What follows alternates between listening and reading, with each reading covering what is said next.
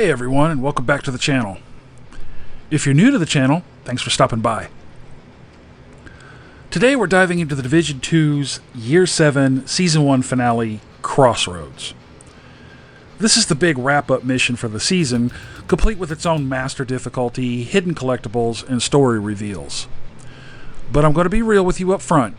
I have mixed feelings about it, and I'm going to explain why.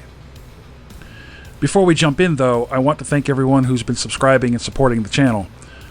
Special shout out to our channel members. Your names are up here on the wall, and your support truly keeps this community thriving. Your support gives me the boost I need to keep going. So thank you all very much. Okay, let's do it. Alright.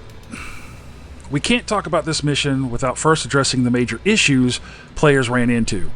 The progression blocking bug with the final boss. Now, for some players, the boss would disappear into her smoke phase and never reappear. For others, she became outright unkillable. That's not just frustrating, it stops you from completing the season, unlocking the Tinkerer mask, and seeing the finale play out. Now, personally, I cleared the mission multiple times on both Heroic Solo without running into the bug, and running it on Master. I did, however, run into the bug when I was playing with groups. My experience was it happened mostly on Mastery, but it did creep up on the standard run every once in a while. My clan members were wrestling with it a lot. I'd jump in to help, and it averaged we had to wipe once or twice at the end to finish the mission properly. But just because I didn't see it doesn't mean it isn't there, and it's clearly affected a lot of players. Now, the devs acknowledged the problem quickly. They added a Trello card within a day of the content dropping and flagged it as a top priority on their live stream. Now, that's good communication, but until the fixes are rolled out, players are stuck.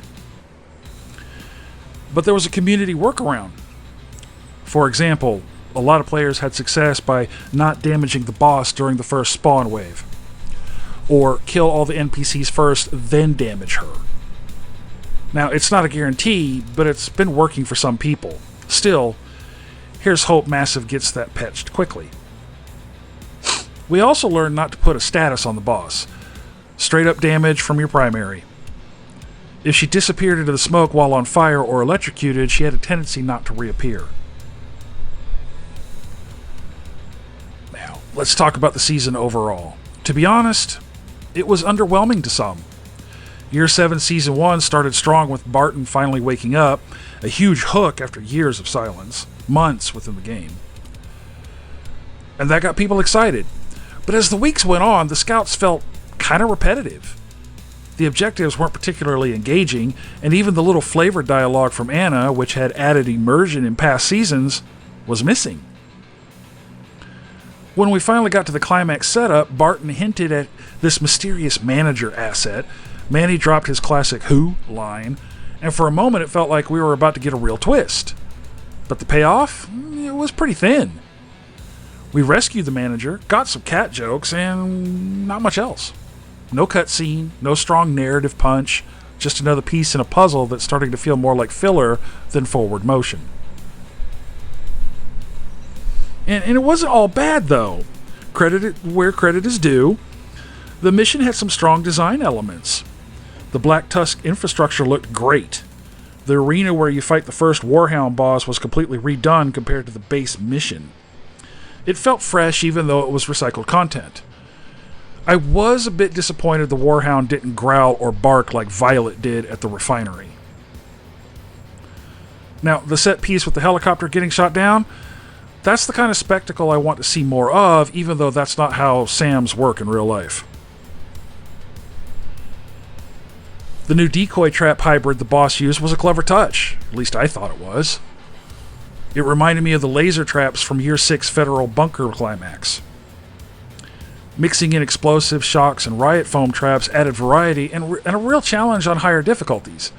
And it worked great with the Hasbro Backfire build I and a lot of other players have been using, as you can shoot the decoys, if you're far enough away, to get confirmed kill trophies, keeping your bonus armor up in between encounters. And those elements showed effort. They didn't save the mission from feeling a little forgettable overall, but they did make me appreciate the devs' attempt to spice things up. Now, let's talk the Master Mission. This one was way easier than the previous 2 season Master Missions. Now, hear me out before you bring the pitchforks and torches. I found in the Theo Master Mission the hardest areas for casual players to be the very beginning and the second floor where you had to hit the switches in various locations to remove the live wires dancing in the puddles of water. In the Roosevelt Master Mission, it was the hunters in the middle. This season's Master Mission had none of that. It felt like a usual stroll of heroic level Potomac Event Center with a boss at the end. Also, back in Year 6, Season 2, Master Difficulty felt like a genius setup. They added mechanics, added complexity, and unique challenges made it feel worth the title. It was like a mini legendary mission. Match-made groups struggled, and that was part of the thrill. It was designed as a pinnacle experience. Since then, though, it feels like the devs have been walking it back a little, and maybe a little too much. Season after season, Master is starting to feel like heroic with extra elites and maybe one extra turret. That's exactly how Crossroads played out. No new mechanics, no real surprises, just longer firefights. And look, maybe that's fine. I don't have much of an issue with it.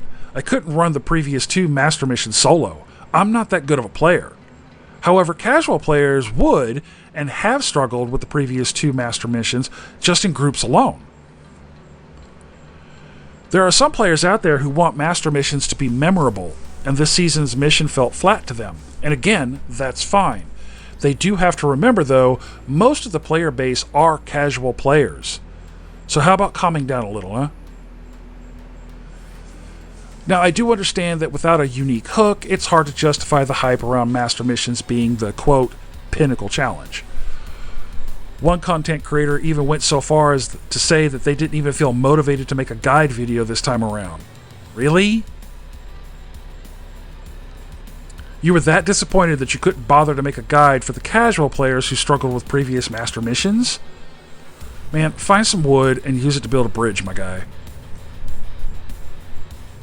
Anywho, for the lore hunters, Crossroads does have 2 hidden collectibles that round out the 14 comms for the season. You don't replay the mission for boss kills this time. Instead, you find them in specific locations. One is before the first boss arena, the Warhound fight. You head upstairs to the left. And the second one is before the final boss fight. In the hallway area, there's a balcony with an opening door where you could find the second comm. Now, I found them to be odd, but they had nice touches. I'll touch on the odd here in a moment. Okay. So, here's where the season made me raise an eyebrow. The comms with Barton had some great nuggets early on. Intel about the Black Tusk bunkers, hints about Diamond, the kind of lore drops that keep us invested. But by the end of this season, kind of left with scraps. The manager we rescued contributed nothing to the but beyond comic relief about his damn cat. We got no cinematic payoff, no epilogue comms, no strong tease for the next arc. The only semi-meaningful line came from Manny, noting that the intel recovered shows Black Tusk supplying more than just themselves. Now, some argue that this is just a callback to the Hyenas connection from the base game. Maybe. But with the announcement of the pact, it sort of made a little bit more sense. Manny did say specifically this was new intel, not old news.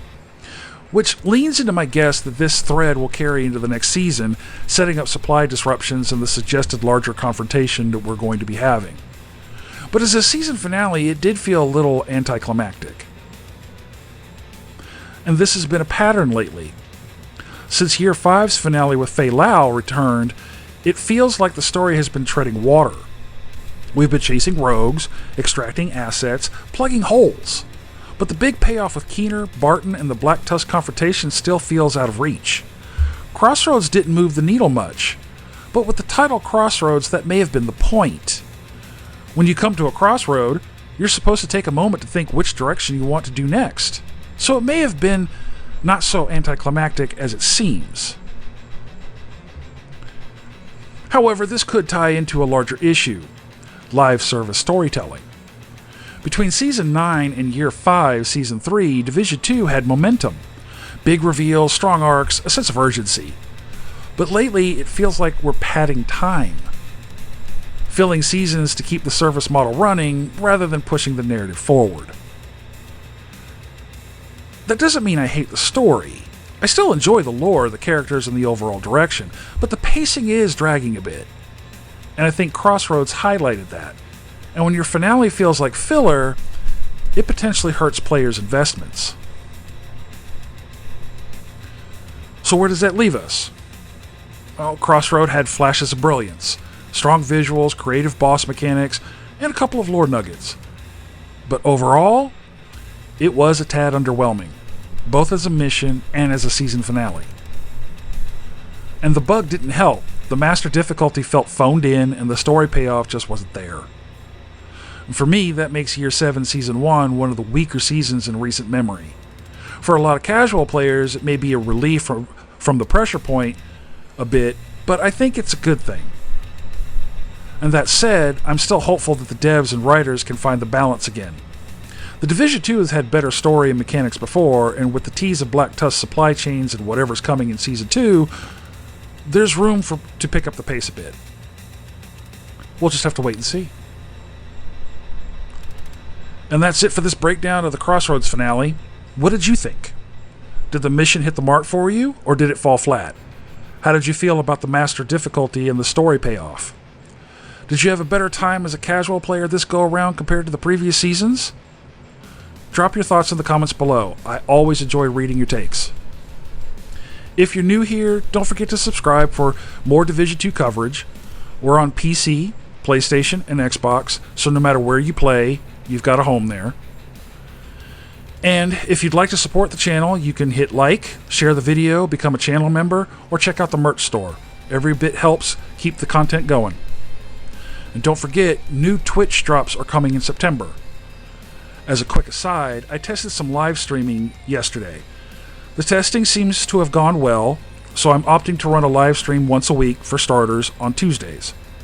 Tuesdays is the vendor resets, the invaded resets, and oftentimes when updates to the game launches.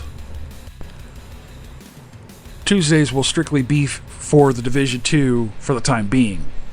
I may do live streams on other games in the future and may carve out a day during the week for them. So tune in and check it out. Come join the party and hit me with the comments. I don't have a moderator yet, so please bear with me when answering questions or replying to comments if you do watch the stream and you want to engage. Reading and playing this game is a bit new to me. That being said, I plan on streaming on Twitch for drops. I left the link to the Twitch channel in the video description. Come find me for your drops. Thank you so much for watching, and until the next one, this is Hannibal, signing off.